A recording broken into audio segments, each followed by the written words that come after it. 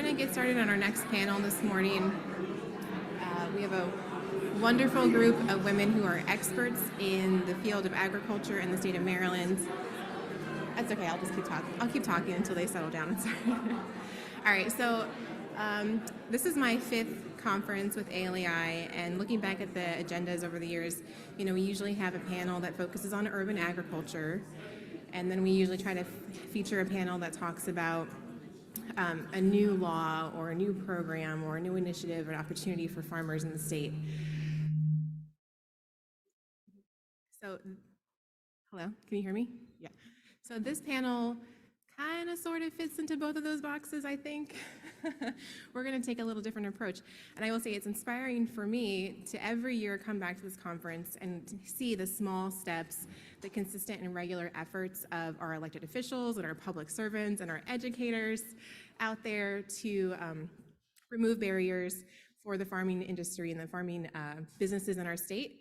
And so, like Kevin mentioned this morning about counties and the importance of starting at that local level, we're going to hear about that today from Baltimore County and Baltimore City. So we have Jessica Armacost, who is the Agricultural Business Development Specialist with Baltimore County Office of Agriculture, which sits within their Department of Economic and Workforce Development.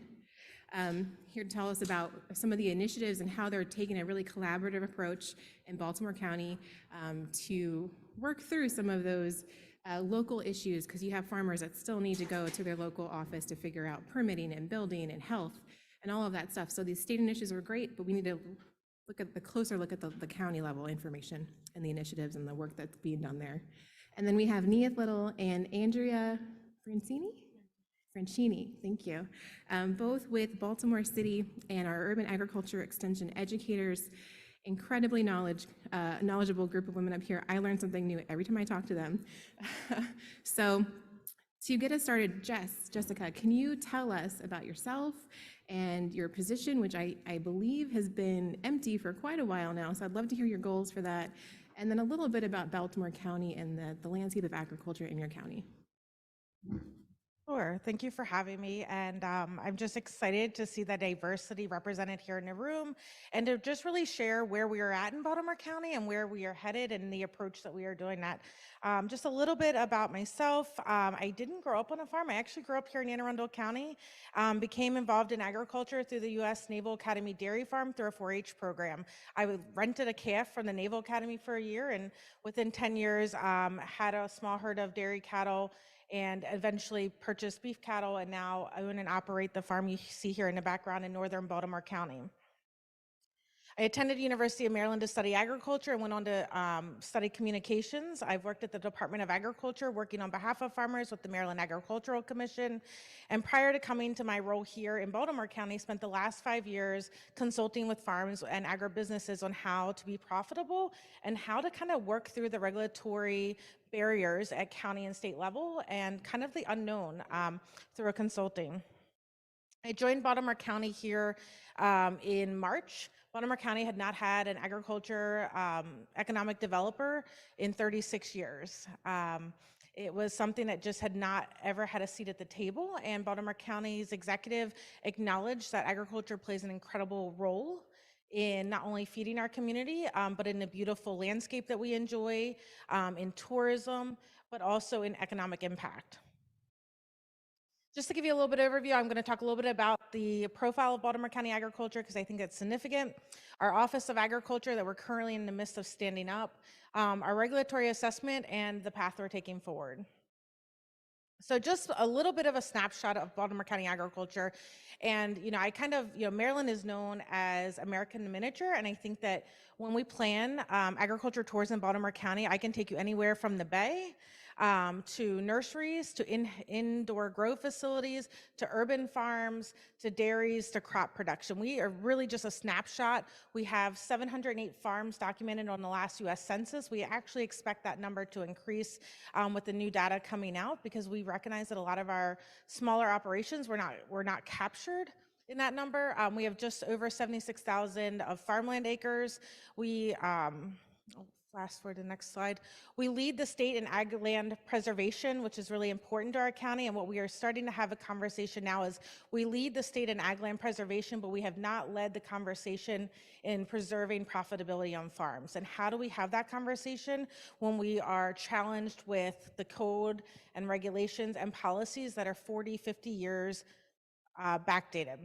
We have more horses in our county than any other county in the state, and we do not have a dedicated equine tourism program, but yet equine tourism brings about 1.8 million to our county every year. So how do we start to begin to address those? In addition, Baltimore County is uniquely situated. Businesses love to come to Baltimore County because of the access to the port, the access to the rail system, the access to air, and the transportation access. And how do we use those resources to benefit our agriculture community? When our agriculture community is incredibly diverse. I talked a little bit about this, but our diversity is from our field crops to our indoor grow facilities to our greenhouses, both traditional and completely indoor grow facilities, to our livestock production. We have dairy farms, we have beef farms, and we have, the up and coming, the vineyards that have been here since the Maryland wine industry started, and we have new ones starting every year. We've recently had an uptake in breweries, but the reality of it is that our brewing industry has been stifled by the lack of clarity and transparency in our regulations. Farmers that want to continue to diversify aren't exactly sure where to start or where to go, and so that is what we're starting to tackle. And then within the diversity of our Baltimore County agriculture landscape, there's even significantly more diversity in just the different industries. And I use equine here as the example because, we have the horse racing industry, we have the Maryland Horse Library, we have the steeplechases, we have therapeutic riding. And oftentimes in agriculture, we have all these different industries and pockets and niches with different competing interests. And that has been a real challenge of how do you bring all of your agriculture groups together and have that conversation on a path forward when maybe you disagree on Sunday hunting, or maybe there's a disagreement of what the agritourism definition should be. But the bottom line is that on a very conservative estimate in Baltimore County is that the agriculture economic impact is $350 million annually. Why is that important? I can share all these numbers with you day in and day out. My farmers will go and share with their legislators and their elected officials how many acres they farm. They will share how many cattle they have. But I think the thing that's often missing is sharing how many families you're feeding, how many consumers you're teaching about where their land, how their land is used to grow crops, how many families and different communities we're connecting to agriculture through therapeutic services. How are we addressing the mental health crisis? The different ways that agriculture weaves in throughout our communities and throughout our lives is more than just the way we eat. And when you work with your elected officials and you work with state agencies, I think it's often important to share, yes, I raise 50 beef cattle, but I feed 65 families, because every elected official has families and constituents. Everybody eats. Everybody has a stake at this table, whether they are a consumer or a producer or a food processor, everybody has a stake at this table. The challenge that we have here in Baltimore County that we're really trying to tackle is that we have not had a designated agriculture business development focus. And we are really challenged with the competing interests of the different agriculture commodity groups, the different agriculture competing legislative initiatives. And we have to figure out a way forward. Not having a designated person in Baltimore County has really cost our farms in profitability. It's cost them in production, innovation, and local food access. I recently spoke with a farmer who has spent 19 years to be able to produce hard cider on his farm. 19 years. He now has 3,000 gallons of hard cider that he can't get out the door because he doesn't have workforce. We have got to figure out where these gaps are and how do we bridge the gaps. Just innovation. The number of farms that in our county that would love to explore value added, but until we have a conversation of how do we address some of the gaping holes in regulations and definitions, they're nervous. If I invest $1 million to build a food processing facility or maybe a meat processing facility, but yet we haven't defined what agriculture is or what on-farm processing is.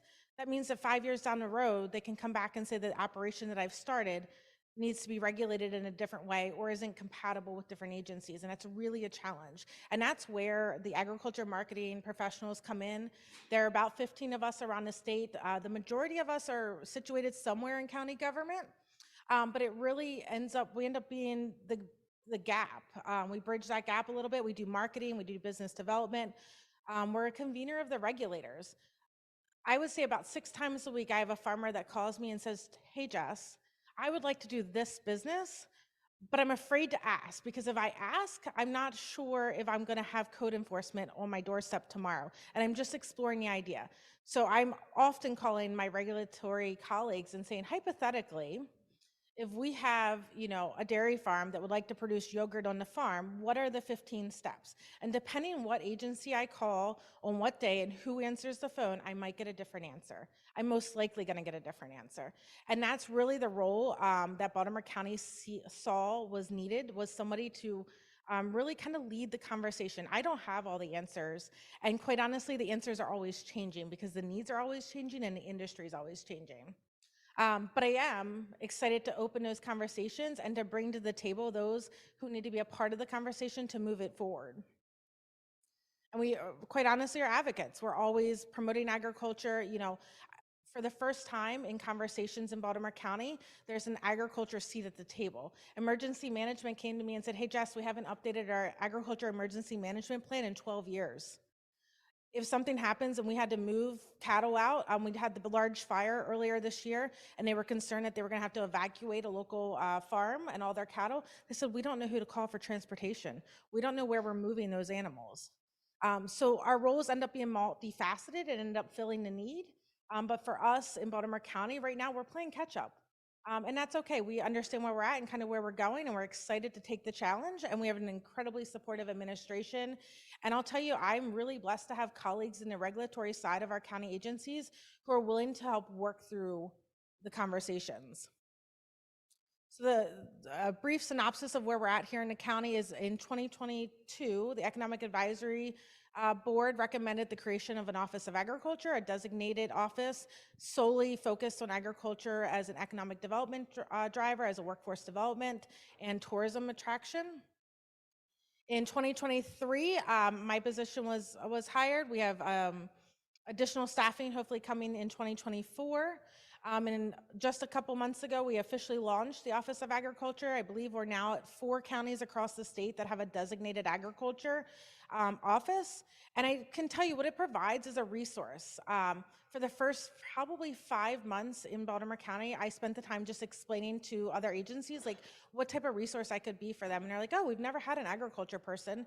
We never thought about how that might affect farms. It's part of just being a part of the conversation and a resource for them when they have questions. If we're going to put in this new regulations, how might that affect a vineyard, or how might that affect a crop farmer?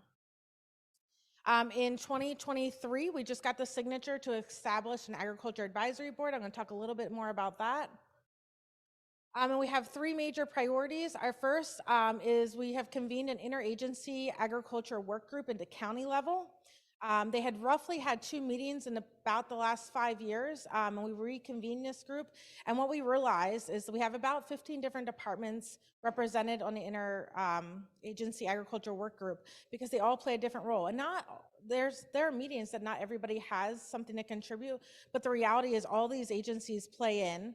And I would imagine that if you give it a couple more years, we're going to have a couple more agencies at the table because of the way agriculture was weaved throughout. A lot of folks will look at this list and say, well, why is the Department of Aging on the agriculture group? The Department of Aging for Baltimore County hands out the food nutrition program dollars to our senior centers.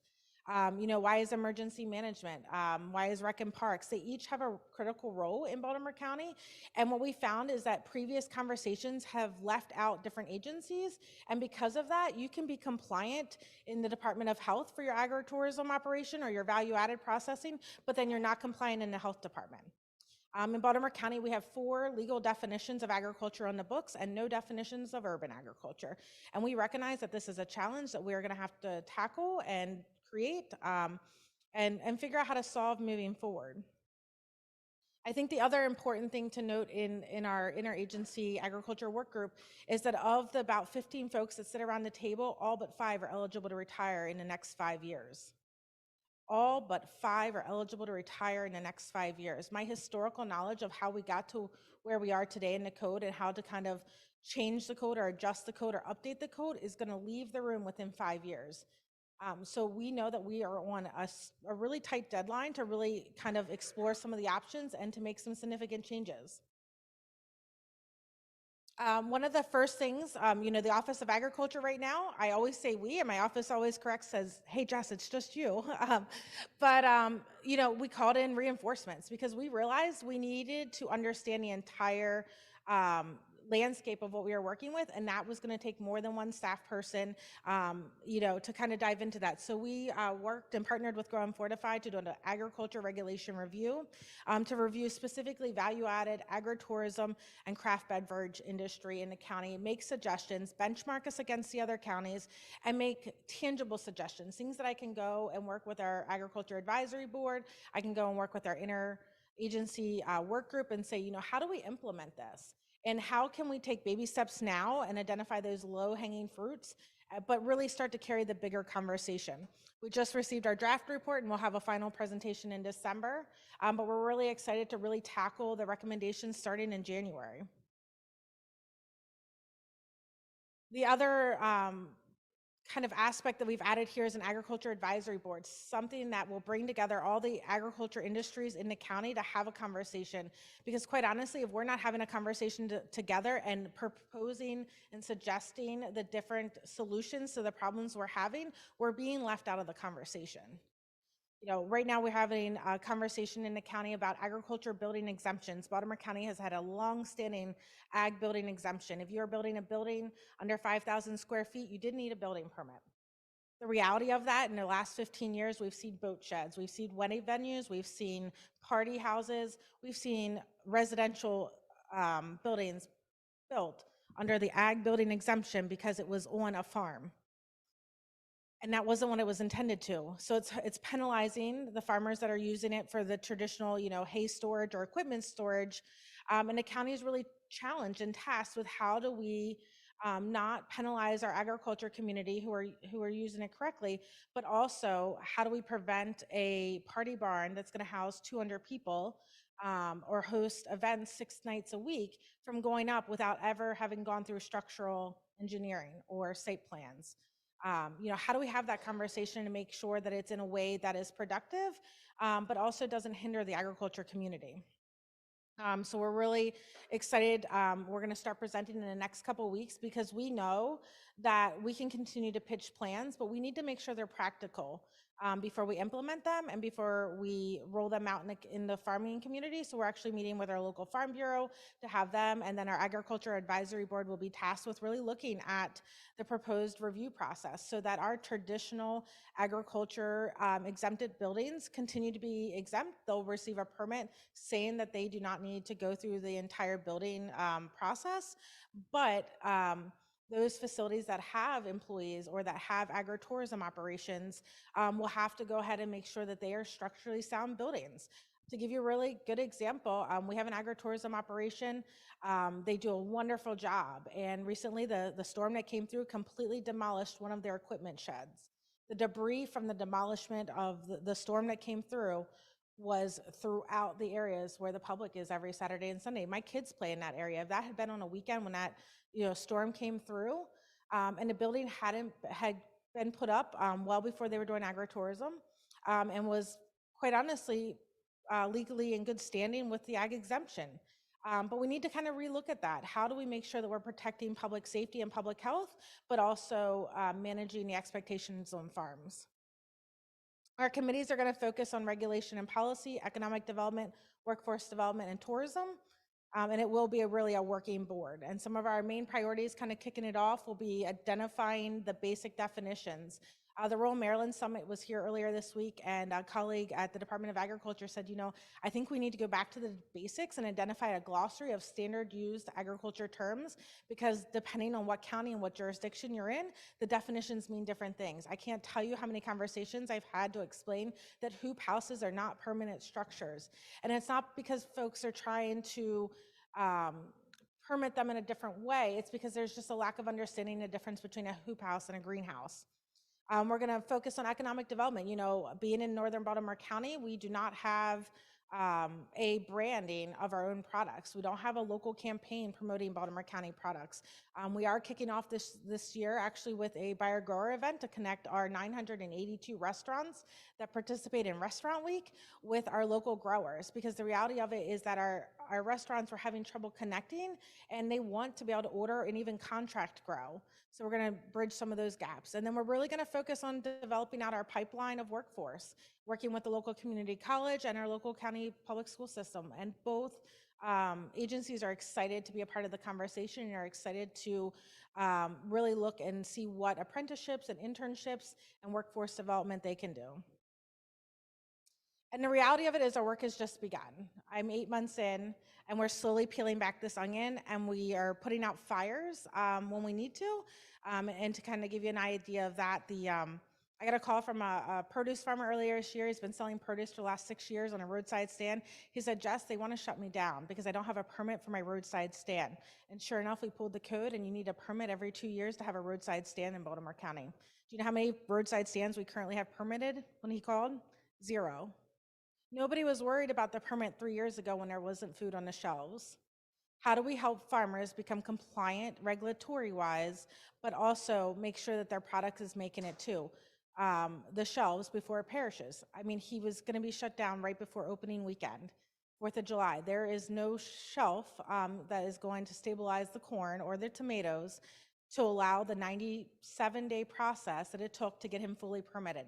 And I'm really excited to work with colleagues who said, hey, we know we have to figure this out.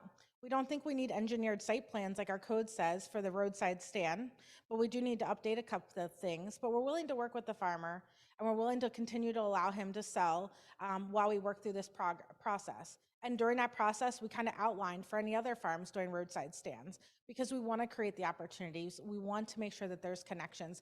I probably get 2 calls a month about starting a new farmer's market, and we don't have clear ways to start farmers markets. It's a zoning question, it's a health question, it's all these different questions. So we're working on developing business guides.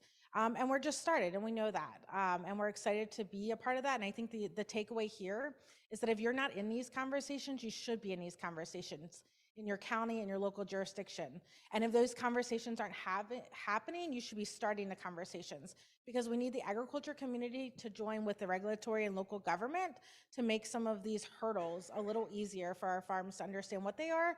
I've never had a farm come to me and say, Jess, I don't want to follow the regulations. My farms always come and say, Jess, I'm not sure what the regulations are or how to go about it.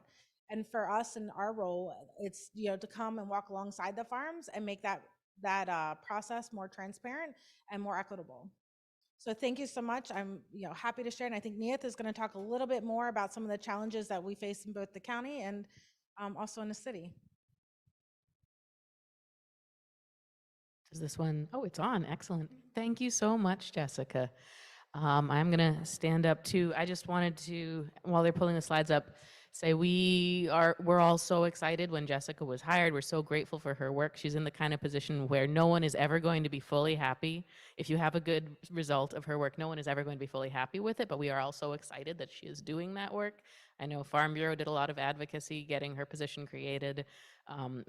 Last year, USDA, the local USDA office, the local soil conservation district, and the Baltimore County and myself in Baltimore City Extension office all went to the county executive, and we were like, we can't advocate for stuff, but please.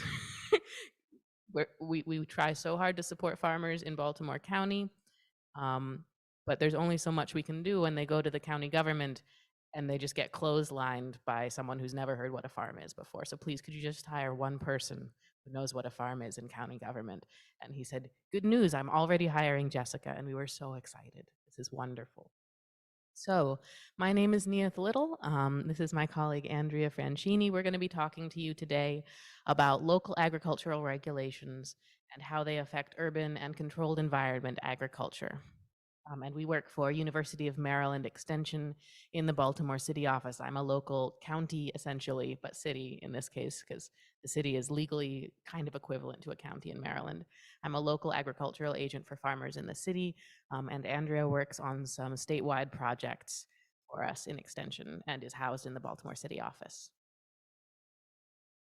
All right, so there's some lawyers in the room. Here's some legalese. I've made this as big as I possibly could. It still might not be terribly legible, but Extension is funded through federal funds, partially, and through local and state funds. And our responsibility, thanks to that funding, is to make sure we serve everyone in the state of Maryland, regardless of any kind of identity or accessibility. And this is the legal process for filing a complaint if you feel like you have been discriminated against or have had trouble accessing our resources. So this is our notification to you that we want to serve everyone. And if you feel like you need help or that's not happening, this is your legal redress. All right. So what we're going to talk about for the next 10 minutes, I'm going to give some examples of urban agriculture. I'm going to have some fun doing regulation story time. And then Andrea is going to talk about a new project that she's leading on land tenure. Just to get you off at the start, I know some of you I'm very familiar with, this might not be news, but urban agriculture is a concept that encompasses a wide spectrum of activities. It's basically any kind of agricultural production, whether food or non-food, whether for profit, for nonprofit, or for personal use that happens in an urban or a suburban area. And there's a lot more. I've talked about this in the past, but I'm keeping it short for today. Um, Here's some examples of what outdoor urban agriculture looks like, or soil-based urban agriculture. It can look like a small farm, like in the bottom right there. It can be a nonprofit farm. It can be a for-profit farm. It can look like food production, or the picture on your bottom left is indigo, which some folks in Baltimore City are growing as part of an initiative led by MICA, the art school, to increase the production of specialty dyes and natural dyes for art and for clothing. It can look like livestock production. Miniature goats are legal in Baltimore City. There's also a couple kinds of poultry that are legal, and of course bees. Sometimes there's some insects that some people call me up and work on insect production for animal use, for human use. And for their waste for compost products. It can also look like the photo on your top left is produce grown by a drug rehabilitation clinic that had a community garden. And as part of their therapeutic practices, the patients at the drug rehabilitation clinic were growing the produce for themselves. And then they started selling it at the local farmers market, so that we can have these really wonderful and impactful operations that are extremely legally complicated and bridge many categories from garden to farm, business. Are they a business? It gets really interesting. Some examples of controlled environment and high-tech agriculture. Controlled environment agriculture is any kind of indoor production, basically. And I'll talk for a couple slides later about the difference between greenhouses and hoop houses, because that bridges that line between outdoor production and controlled environment production. The most common example of controlled environment production you might have seen is, the hydroponic greens production, lettuce, herbs. That's the top right photo. But there's a lot of other things people are getting up to. There's aquaponic production, where you grow fish in tanks and then you use the waste from the fish to fertilize the plants. There's also a lot of folks who are getting involved in specialty mushroom production, which you can see in the bottom left. And then there are rooftop farms, which are definitely not in a controlled environment, but they're also nothing like the farms that we work with on the ground. So I'm not really sure what category to put them in. We don't have any of those in Baltimore City, but we have one in Montgomery County and several in Washington, D.C. So it's my job as a county agent or city agent, it's my job as a local agricultural agent, I like to say, to be a jack of all trades, to know enough about everything, to be dangerous, and then I call up the specialists. So what that means in reality is I work very closely with individual farmers in Baltimore City on whatever problem they have. And my master's degree is in soil science. I am not a lawyer. What I bring to the table is I've got good reading comprehension and I've got a large Rolodex. So that is what has brought me to this work. Is farmers call me and they say I've had this problem, and like Jessica said, what they every farmer I've worked with, what every one of them says is, I want to do the right thing. I want to follow the rules. And I say, all right, let's walk through this process together. And then you run into the problem of what are the rules? And in many cases, unfortunately, this is where the application of the agricultural and environmental laws that you all work on, where the rubber meets the road. In Extension, we work on applied knowledge, whether it's scientific knowledge or legal knowledge. And here's some stories of what this actually looks like in the real world. Because in many cases, when you call up someone like Megan or like Nicole or like Paul, they have wonderful knowledge about what the rules are. When you call up the front desk of the Baltimore City Department of Public Works, you are rolling the dice about what the person who picks up the phone is going to know about what the local rules are, let alone the state or the federal rules, right? Um, and generally what happens after about a year, maybe 2 years of trying to fight your way through this thicket of rules that have not been written down, people who don't know what the rules are, processes that were designed for multi-million-dollar apartment developers, is the farmer says, I give up. And they have one of two things they can give up on. They can give up on farming, or they can give up on following the rules. And that's usually what happens. And neither of those are results that any of us want.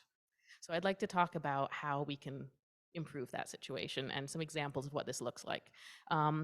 One example that I'm working on right now is a farmer is a landscaper who bought an acre and a half of land that's pretty much entirely tree of heaven invasive trees and trash that people have illegally dumped over the past 20 years. And bless his heart, he is paying out of pocket to haul the trash to the dump in his landscaping truck, and he wants to cut down the tree of heaven and plant fruit trees. And he is going through the process. He's gotten the land rezoned as agriculture, or not rezoned, he's gotten a use permit. Even though it's residential land, there is a process for getting a use permit to use the land for urban agriculture. He's gotten that use permit, and now they've told him that if he wants to cut down the tree of heaven, he has to hire a forester to go through and do a forest stand delineation to see if there are any of these trees that have a DBH larger than 30 inches, in which case he's not allowed to cut them down, which is a result no one wants.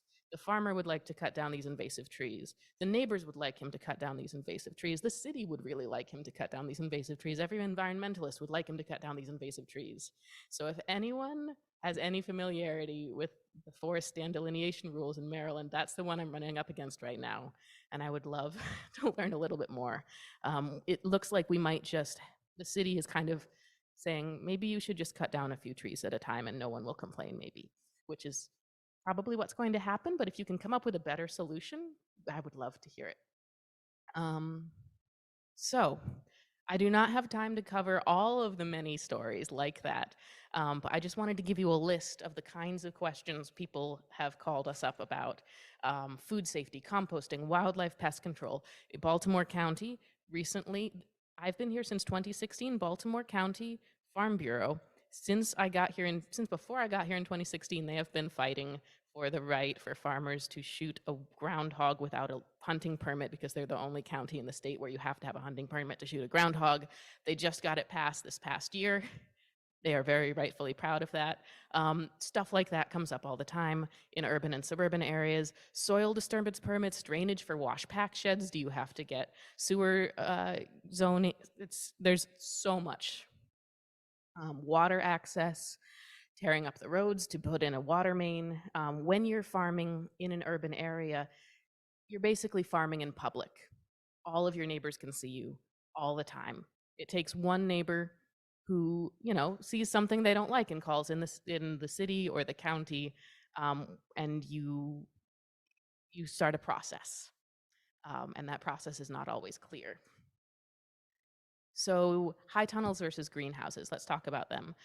The photo on your left is a high tunnel or a hoop house. They're made out of flexible metal poles, and then you have flexible plastic that you pull over the top. You have to replace that every 5 years. The poles themselves, eventually the footers you have to replace.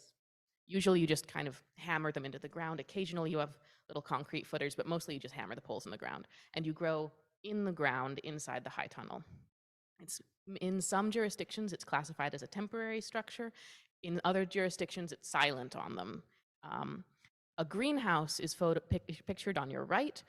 They can have concrete floors, they can have gravel floors. Generally, though, you grow up on top of tables, whether you're doing nursery production or hydroponic production.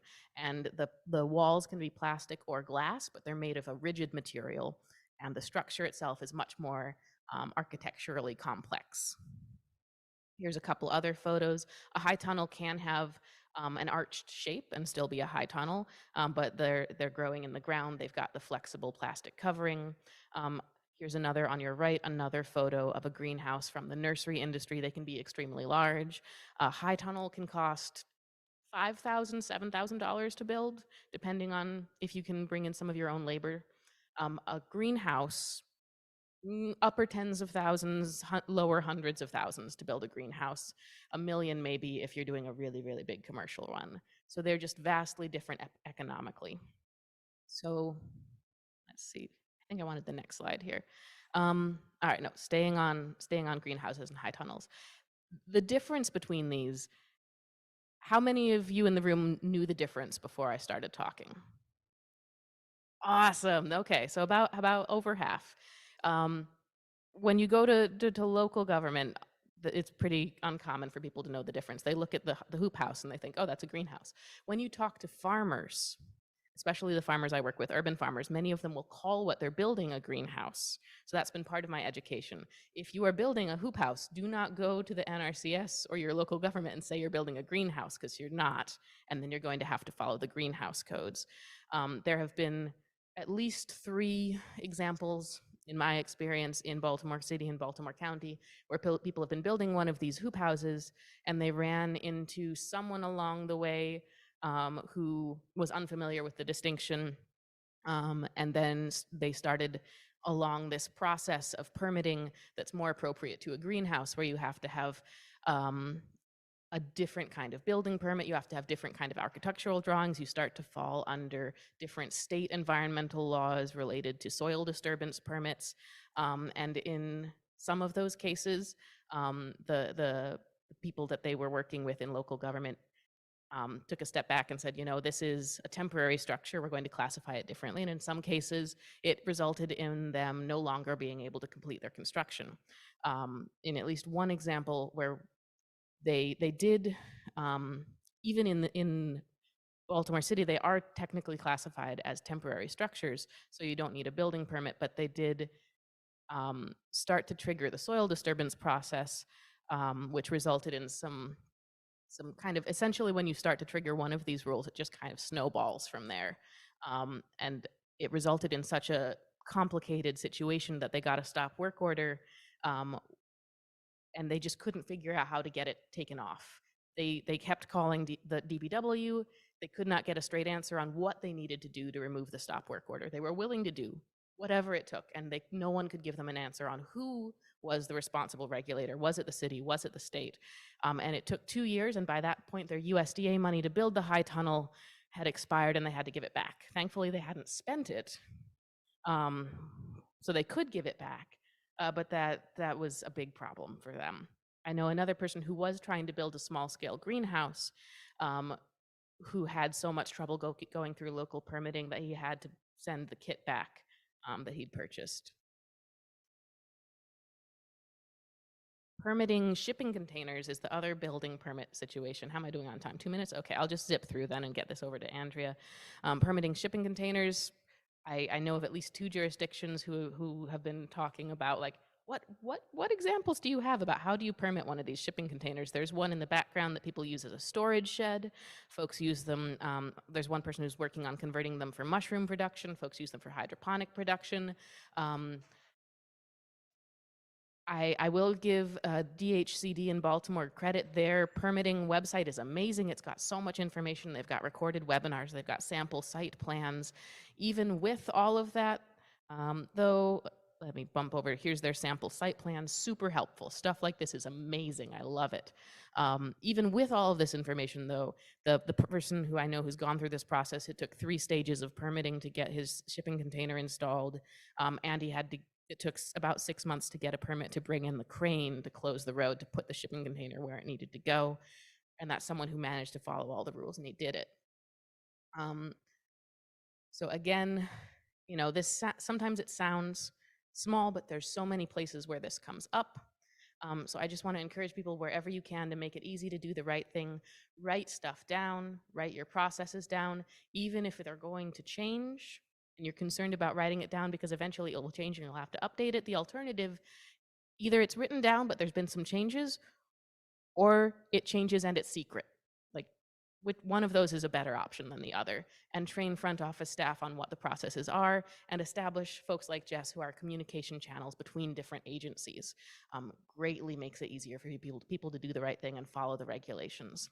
Now I'd like to hand it off to my colleague Andrea to talk about some other examples of how we're working in disambiguate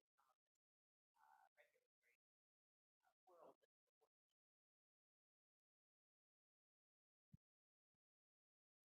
Hello, thank you. So I just want to give a little bit of context for the inspiration for this study that I am working on with the Agricultural Law and Education Initiative. So this larger map is a map of urbanized areas across Maryland. And urban agriculture is often thought of as something that happens inside larger cities like Baltimore and Washington. But urban agriculture has the potential to create markets and economic opportunity across the state in urbanized areas and clusters in suburban areas. So this smallest map is a map of vacant lots in Baltimore City. The red are adopt-a-lots, if you're familiar with that program. I won't get into it now, but though the map is a bit skewed and small, it follows a very similar pattern to the middle-sized map, which is a map of healthy food priority areas in Baltimore City. And though this may not be the pattern across the state, it is what we see in Baltimore. So access to long-term land tenure and access to land is one of the top barriers for urban farmer success. And this can be explained for a number of different reasons.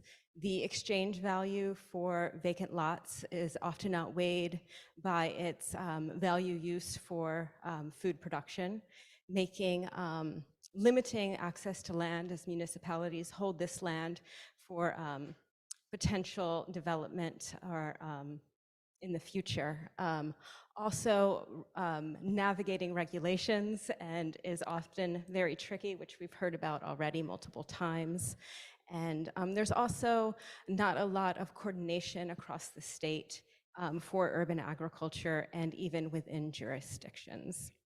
So going back to land tenure, urban farmers often have to weigh the initial investment in land with the potential of losing that land because they have short-term land tenure or it's contingent on sale for development.